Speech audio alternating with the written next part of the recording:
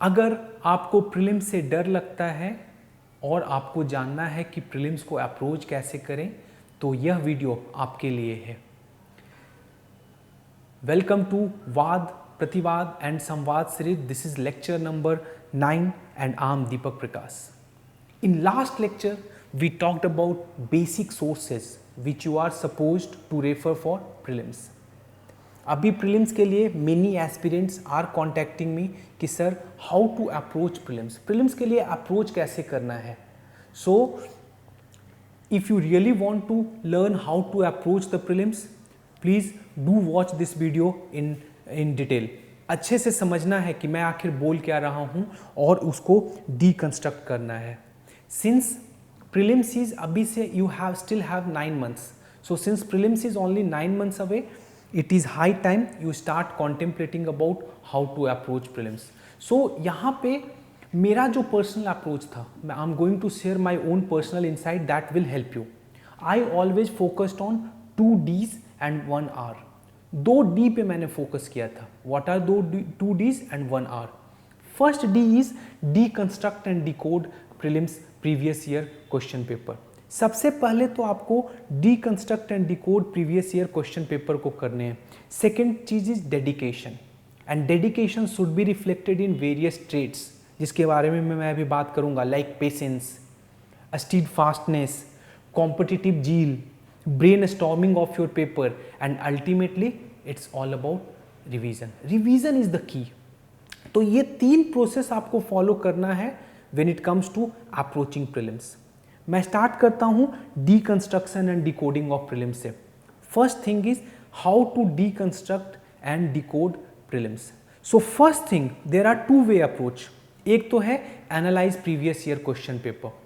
Previous year question paper actually allows you and give direction towards sources, कि sources अगर आप पढ़ रहे हैं तो उसको पढ़ना कैसे है। It give you fair idea of what kind of questions UPSC are asking or what kind of questions are being framed by the UPSC. When you are reading some sources, how to look at it, what to avoid, क्या किसको देखना है, किसको avoid करना है, identification of keywords, keywords क्या हैं, whether whatever you are reading are in news और नॉट, वो न्यूज़ में है की नहीं है। These all become important when it comes to analysis of previous year question paper. Take for example, अभी 2023 में UPSC prelims में they asked about marsupials. So marsupials directly was not in news, but in Australian Great Fire there was a news about koala. Too many koala perished in that fire. So marsupials became already important. ऐसे करके link करना है। Try to understand. Koala was in news, so you are supposed to go through the deeper part of that koala. Koala सिर्फ important नहीं है, वो किस type का प्रजाति है, किस टाइप का species है, that became automatically important. A cursory glance of newspaper is not now going to help.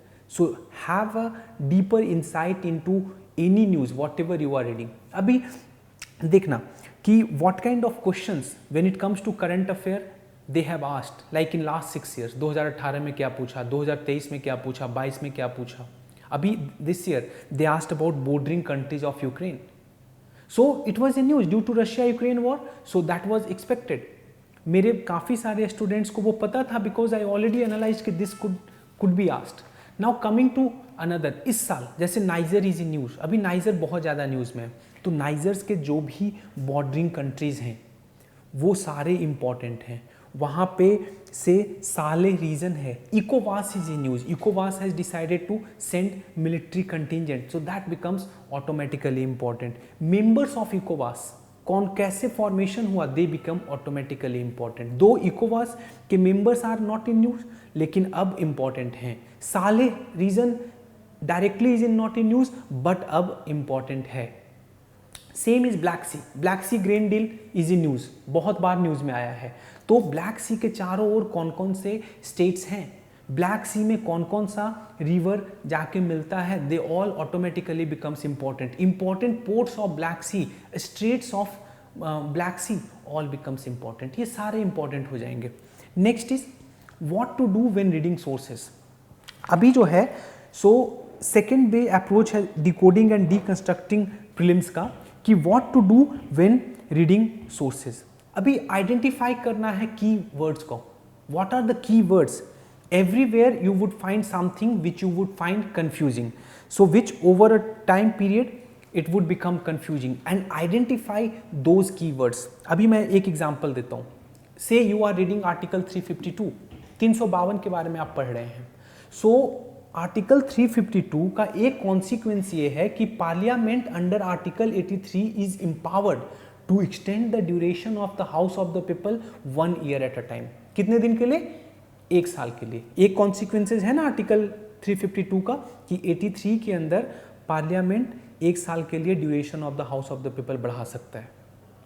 But try to understand one more thing, लेकिन अगर if emergency ceases to operate through a subsequent proclamation then the maximum extension guaranteed is 6 months and within which election has to take place.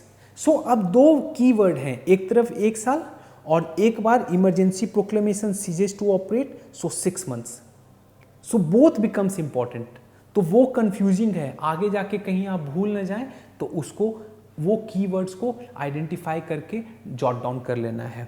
Similarly thing is the same thing is true about newspaper. All under sun does not become important. सब कुछ newspaper में important नहीं है, लेकिन some of the topics which you already know that UPSC syllabus has mentioned about automatically becomes important। अभी मैं बताता हूँ रीडिंग न्यूज़पेपर के बारे में। तो मैंने already in lecture 5 of the वाद प्रतिवाद एंड संवाद series I have covered it extensively. आप देख सकते हैं कि न्यूज़पेपर को कैसे एनालाइज करना है, I have covered it. However एक चीज keep in your mind, UPSC syllabus, memorise that syllabus, it should be at the tip of your tongue. एकदम कोई भी चीज देख रहे हैं न्यूज़पेपर में, okay this is related to UPSC syllabus, so you will jot down. So memorize your syllabus, have it by heart. So if whatever is you are reading is somehow related with UPSC syllabus, it becomes automatically important. Let me give you one example. Chandrayaan, अभी Chandrayaan 3 is in news। तो अभी try ये करना है समझने का कि चंद्रयान के से पहले how many countries have attempted soft landing। कौन कौन से कंट्रीज थे whose satellite missions have attempted soft landing। कितने सक्सेसफुल हुए हैं सॉफ्ट लैंडिंग में, वो समझना है।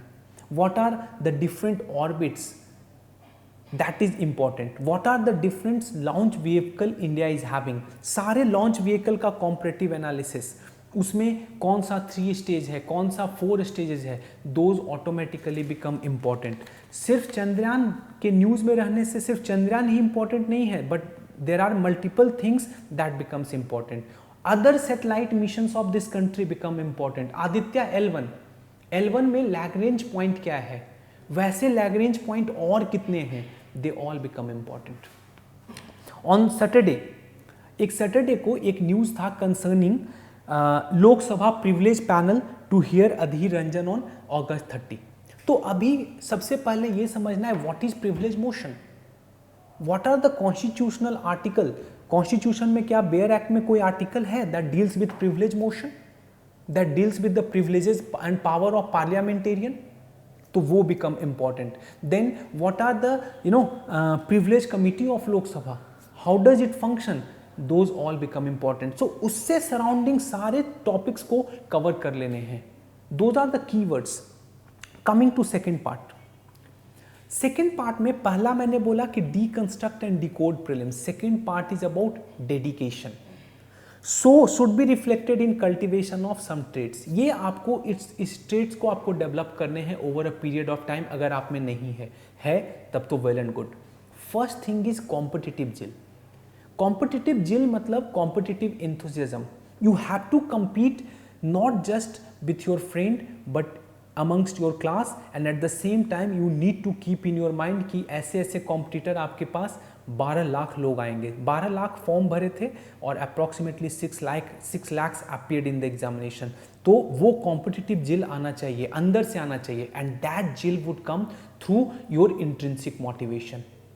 आपका intrinsic motivation would help you to have that competitive zeal. So this competitive enthusiasm should be optimistic and positive. अगर आपसे आपका दोस्त अच्छा परफॉर्म करना है तो उससे जलना नहीं है, बल्कि उसको अपने एफर्ट को बढ़ाना है ताकि you can then compete with him or her fairly. तो सबसे important is competitive zeal, patience, have patience. I am using एक यहाँ पे मैं metaphor I am going to use of reproduction. ढंग से समझना है, don't laugh at it, try to understand the rationale why I am using the metaphor of reproduction. Reproduction process teaches us how to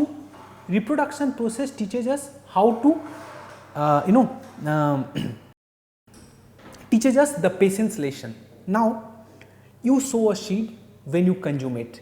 आप जब consummate किए, you sow a seed, a sperm, when a sperm meets the egg, so egg get fertilized.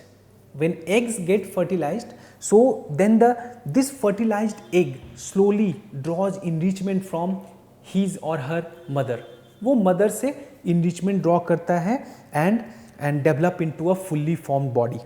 The whole process takes around 36 to 40 weeks. 9 months लगते हैं. So एक seeds को आपने जो sow किया, that was 9 months before, and now it is bringing fruits. Similar is true for agriculture. Another metaphor is agriculture. आज आप seeds को सो करते हैं, after 5 months you reap the harvest. So these are the nature way of teaching you patience. आज का आज अगर किसान चाहे कि आज वो कल्टीवेट करे और आज ही फसल पैदा हो जाए, इज इट पॉसिबल? नो. तो have patience. This teaches us fruit of patience. ये जो है फ्रूट ऑफ पेशेंस को सिखाता है, चाहे वो रिप्रोडक्शन हो चाहे एग्रीकल्चर हो. आपने टेस्ट सीरीज सॉल्व किया और कम नंबर कम आए, so it is natural, it's a human tendency that you would feel bad. लेकिन फिर यह समझना है कि अगर ये टेस्ट सीरीज आपने सॉल्व ना किया होता तो हो सकता है many of the things which you came to know now you might not have known anyway. So today you get to know too many new things, new information you have gotten. That is important. तो fruits का instant expectation को त्यागना है, instant gratification को त्यागना है. You have to sacrifice instant expectation of result. So some respect towards the examination process. आप UPSC का एग्जाम दे रहे हैं, it is considered as one of the toughest examination of this world. So enjoy the moment and process. Patience के बाद आता है स्टबॉर्ननेस की, स्टेड फास्टनेस की. मैं कोई बहुत ग्रेट आदमी नहीं हूँ, बट एक छोटा सा मैं अपने लाइफ का एक इवेंट को आपके साथ शेयर करता हूँ. It was way back in 2005-2006. State level पे साइंस एग्जीबिशन ऑर्गेनाइज होती थी और मैं भी दिल्ली में स्टेट लेवल साइंस एग्जीबिशन में वन ऑफ द पार्टिसिपेंट था. मेरा डिस्ट्रिक्ट से मेरा सिलेक्शन हुआ था and I was representing my school at the state level. तो मेरी जो कॉम्पिटिटर थी, बहुत सारे बच्चे थे, लेकिन एक लड़की जो थी, आई फील कि हो सकता है कि मैं हार जाऊँ. So I was very dejected. Call my dad कि पापा हो सकता है कि मैं फर्स्ट नहीं आ पाऊँ.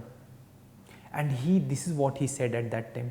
वीर तुम बढ़े चलो, धीर तुम बढ़े चलो, सामने पहाड़ हो, सिंह की दहाड़ हो, तुम कभी रुको नहीं, तुम कभी झुको नहीं, वीर तुम बढ़े चलो, धीर तुम बढ़े चलो.